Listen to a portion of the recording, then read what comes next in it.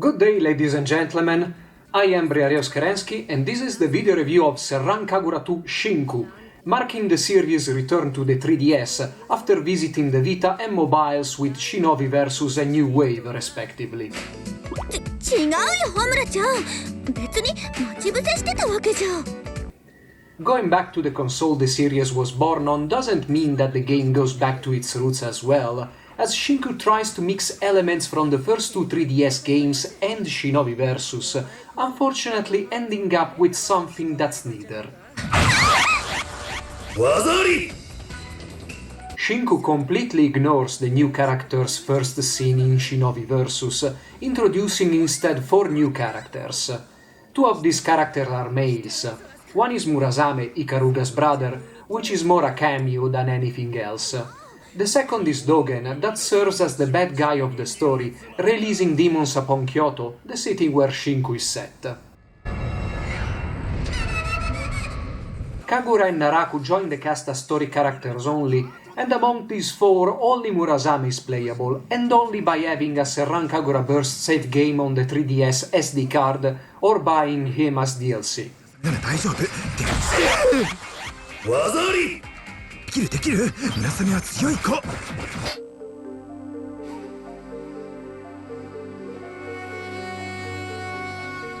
神楽とは遥かなる山頂 Shinku is the most ambitious Senran Kagura game yet.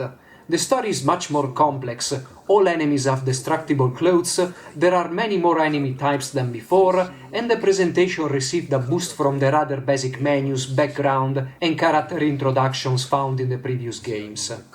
Marvelous also showed that they know how to squeeze the 3DS. Graphics are technically excellent, not without faults, but surely Shinku looks good. This is paid by relatively long loading times and a somewhat misplaced game identity.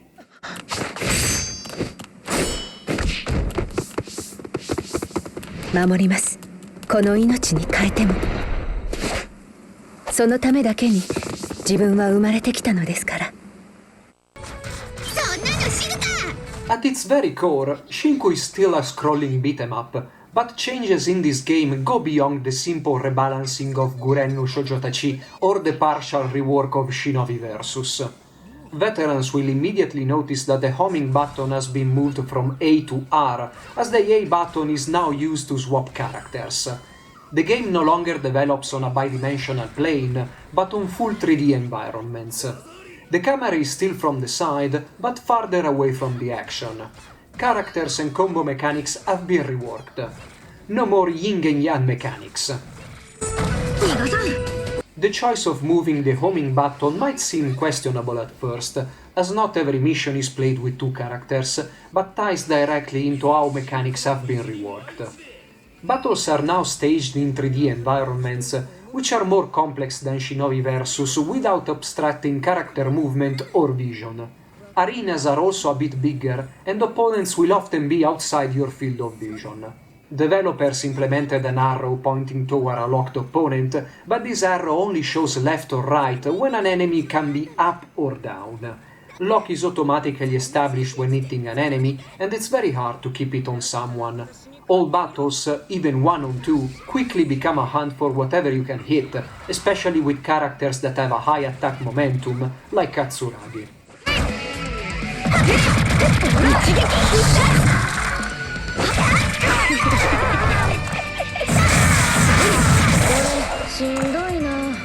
Some characters now have 2 different attack modes that can be switched by pressing the X button. Ikage enters a Berserker mode, Mirai swaps her umbrella for a minigun or a grenade launcher, Yagyu deploys spikes around her, and so on. Not all characters have this mode, and for the rest the X button is the strong attack. Strong attacks have also been reworked in character-specific mechanics. For example, Haruka now mainly attacks with a wooden robot that builds up pressure. Unless this pressure is released by pressing X, the robot will explode, knocking down Haruka as well.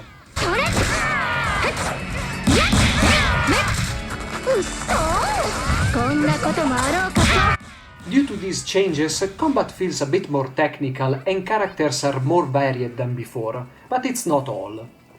Launchers and air combos have been toned down, and it's no longer possible to endlessly juggle an enemy in the air. In fact, continuing a combo in the air is a bit more difficult, because the homing action takes longer and enemies recover a lot faster. Unless timing is perfect, you'll find your character menacingly slicing air while opponents are already on the ground.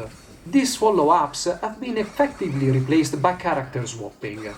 This makes combat in solo mission more awkward than it should be, as the standard reaction of the AI to air throws is also to perform a ground smash, effectively breaking your combo.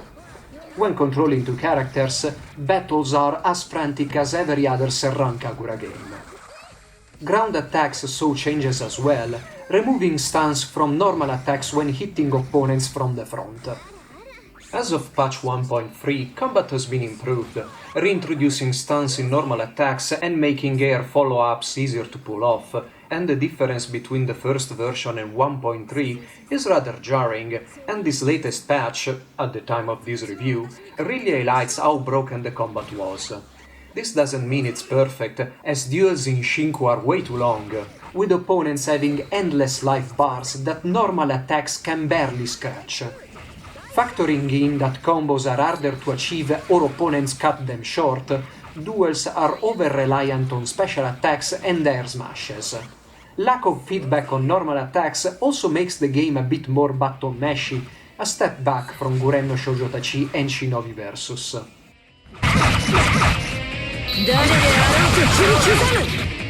On the bright side, switching between characters in a new dual mission is actually fun, with the second character not being just an extra life against tougher foes.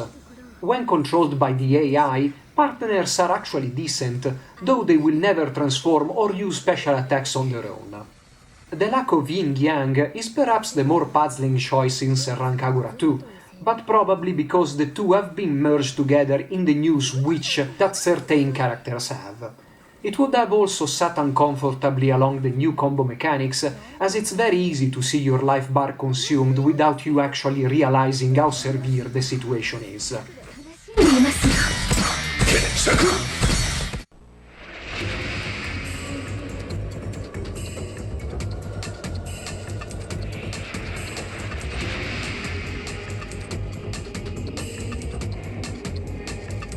Shinku features bosses that go above and beyond the usual shinobi on shinobi duels, though they are not exempt of the aforementioned problems. Bosses near the end of the game also tend to be a bit too brutal and way too resistant to stun, changing these encounters in hit-and-run battles to build up enough meter to unleash a special attack, or to abuse the air smash to avoid excessive beating from the boss. Missions faced with a partner follow the same mechanics as the others, but at the press of the A button, the second character will move where you are, you assume control of her, and continue the combo. More assists you perform this way, the more partners will grow close, allowing for tag special attacks. If a character is defeated, she'll come back after some time, at full health, essentially acting as a second life. Certain character pairs also have special introduction and closing outros, adding some flair to the setup. やるじゃないか未来まあね当然よ当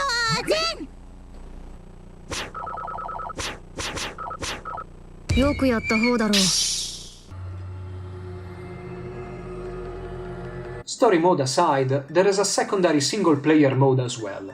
In this mode you face a certain number of enemies in a simple arena, and your task is to defeat everyone. Health, Nimpo scrolls, close damage, and transformation status are carried over from mission to mission, and you get to choose the stage to tackle next.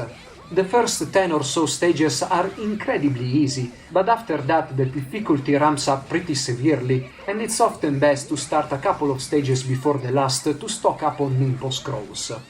All stages are played in the same arena, so this mode can get boring pretty quickly.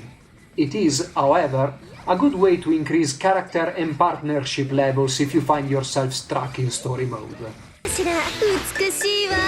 Of course, the dressing room makes its return, and that has changed as well. First, all outfits can be worn by everyone, and every outfit is available in multiple colors, including hairstyles. There is no more distinction between normal and shinobi clothes, and accessories like glasses or cat ears can be applied to both outfits instantly through a handy menu. You can also have characters strike poses along a second character if you want.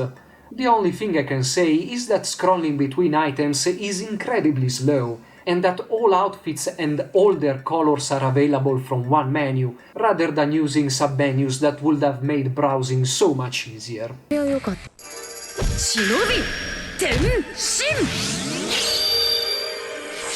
As said before, Shinku looks great. Models, animations, backgrounds, all have received a noticeable boost in quality and variety, though this is paid in rather long loading times, even when restarting a mission. Some stages have a predominantly red color, perfectly matching with the game's subtitle, but it's not exactly easy on the eye. Frame rate has been greatly improved despite the extra features, and while it doesn't feel like the game goes above 30 frames per second, combat is never hampered by technical limitations. As with the most recent entries in the series, clothes can be destroyed in multiple points, transformation sequences have been reworked, and more attention has gone into essentially everything. Enemies can have their clothes destroyed as well, but you won't get cut-ins for those, and their textures aren't filtered. This is not an issue against mobs, but stronger enemies like Onis and Spider-Girls could have used it. Voices are still good, but lip-syncing isn't exactly perfect. 決着終わったぜな日陰お疲れちゃん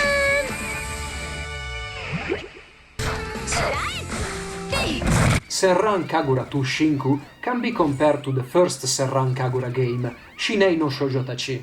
Just like that game, Shinku has some decent foundations, but lacks refinement. However, while Shinei was the first game, Shinku is the fourth, and some errors shouldn't be present in such a late installment, especially when previous games got things right.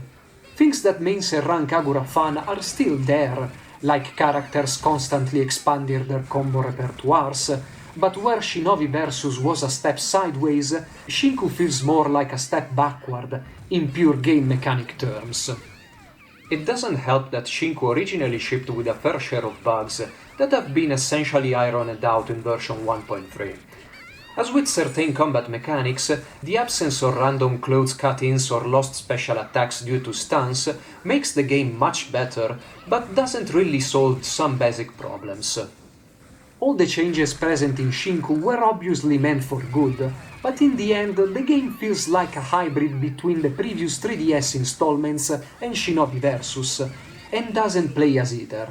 The game stands in the middle, unsure which direction to go, resulting in a less enjoyable experience than any of the previous titles.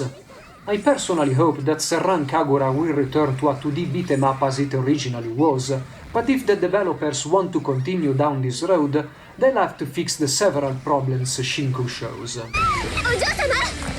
I hope you have enjoyed this review and you'll stick around for more. Briareos Kerensky, over and out. お兄様に顔向けできない